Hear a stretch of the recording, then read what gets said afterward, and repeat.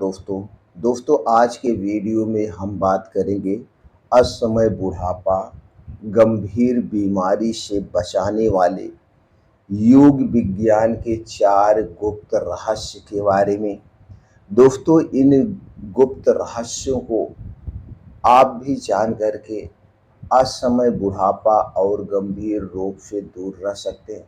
ये 4 गुप्त रहस्य क्या हैं? ये गुप्त रहस्य कब करना चाहिए या इस पे हमारा विज्ञान क्या कहता है, इससे संबंधित डिटेल में जानकारी शेयर करेंगे। दोस्तों इन रहस्यों को जान करके अपना करके आप अपने आप को बीमारी से मुक्त रख सकते हैं, असमय बुढ़ापे के लक्षणों से बच सकते हैं, जिससे आप एक लंबी जिंदगी जी सकते हैं। दोस्तों आज के गलत लाइफ स्टाइल, गलत खान पान, गलत दिनचर्या के कारण लोग असमय बुढ़ापे के शिकार हो रहे हैं, लोग गंभीर बीमारी के शिकार हो रहे हैं, लेकिन इस पे ध्यान नहीं दे रहे हैं।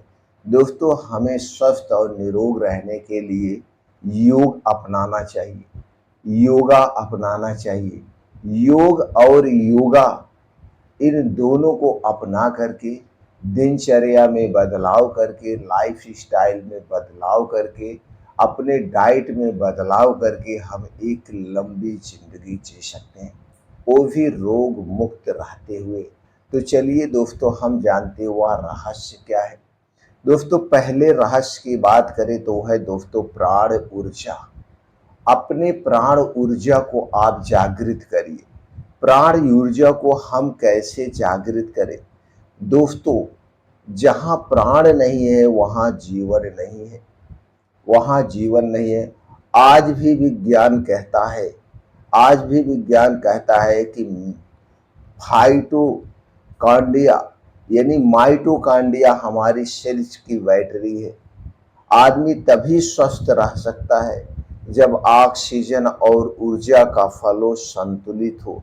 तो ऑक्सीजन और ऊर्जा को हम कैसे संतुलित रखें, कैसे करें प्राणायाम और कौन कौन से प्राणायाम करें हमारे शरीर में प्राण ऊर्जा का पूर्ण रूप से संचार हो। तो उसमें से पहले प्राण ऊर्जा है। जो पहला प्राणायाम है जिससे हम अपने अंदर की ऊर्जा को जागृत कर सकते हैं, वह नाड़ी शुद्धि प्राणायाम। नाड़ी शुद्धि प्राणायाम यानी अनुलोम विलोम। दोस्तों हमें डेली कम से कम 20 मिनट का अनुलोम विलोम करना चाहिए। और यह समय है दोस्तों ब्रह्म मुहूर्त का समय। ब्रह्म मुहूर्त की बात करें तो दोस्तों सुबह 3 बजे से 5 बजे यानी सूर्योदय के पहले का जो समय होता है वो ब्रह्म मुहूर्त का समय होता है। इस समय उठ करके डेली दिनचर्या से निवृत्त होकर के हमें दोस्तों अनुलोम विलोम 20 मिनट का करना चाहिए। दूसरा है दोस्तों है भस्त्रिका प्राणायाम। भस्त्रिका प्राणायाम दोस्तों फेफड़ों की गहराई तक सफाई करता है, किडनी को क्लीन करने का काम करता है। तो कम से कम 10 से 15 मिनट अपने शारीरिक क्षमता के अनुसार भस्त्रिका प्राणायाम करना चाहिए। तीसरा है दोस्तों सूर्य नमस्कार। सूर्य नमस्कार 12 तरीके से किया जाता है, 12 तरह से किया जाता है, यानी कि 12 पोज इसके होते हैं जो जीवन में ऊर्जा को संतुलित करते हैं। तो सूर्य प्राणायाम हमें जरूर करना चाहिए, इसके लिए आधे घंटे निकालना चाहिए। कुल मिला के दोस्तों ये जो प्राणायाम है इसके लिए हमें डेली 60 मिनट का समय निकालना चाहिए। इससे हमारे शरीर में ऊर्जा की दोस्तों भरपूर मात्रा में संचार होगा। अब हमारा रिसर्च क्या कहता है दोस्तों, journal of Ayurveda and integrative medicine में 2022 की एक स्टडी की गई और उसमें पाया गया अगर हम नियमित प्राणायाम करते हैं तो दोस्तों जो बायोलॉजिकल एज है वो कम हो जाती है, यानी शरीर कम उम्र का व्यवहार करने लगता है। जैसे अगर आप डेली ये प्राणायाम करते हैं, अगर आप 60 साल के हैं तो आपका शरीर ऐसे बिहेवियर करेगा कि आप जैसे 40 साल के हैं, यानी शरीर में इतनी ऊर्जा भर उठेगी, इतनी ऊर्जा भर उठेगी। दूसरे रहस्य की बात करें तो दोस्तों वो है अग्नि तत्व। अग्नि तत्व को आप हमेशा स्ट्रांग बनाइए, यानी डाइजेस्टिव फायर। आपका ये जो पाचन तंत्र है जब स्ट्रांग रहेगा, जो कुछ आप खाएंगे पिएंगे तभी वो शरीर को लगेगा। अगर जठराग्नि मंद हो गई, मंद हो जाए तो शरीर में तरह तरह के रोग हो जाते हैं, शरीर रोगों का घर हो जाता है। तो अपने आप अग्नि तत्व को यानी डाइजेस्टिव फायर को स्ट्रांग बनाइए। इसके लिए आपको क्या करना है, सबसे बेस्ट प्राणायाम है दोस्तों है कपालभाति। कपालभाति प्राणायाम आपको डेली 15 से 20 मिनट करना चाहिए। और यह प्राणायाम दोस्तों सिर्फ और सिर्फ सुबह खाली पेट किया जाता है। खाली पेट करने से सबसे बढ़िया इसके फायदे मिलते हैं और करना बहुत आसान है। बस अंदर की सांस नाक के माध्यम से बाहर निकालिए। बस इतना ध्यान देना है, आपको तनाव मुक्त रहना है जब इस प्राणायाम को आप करेंगे। इसके करने के कई फायदे हैं। पेट की कोशिकाओं को सक्रिय करता है, ब्लड सर्कुलेशन को सही करता है।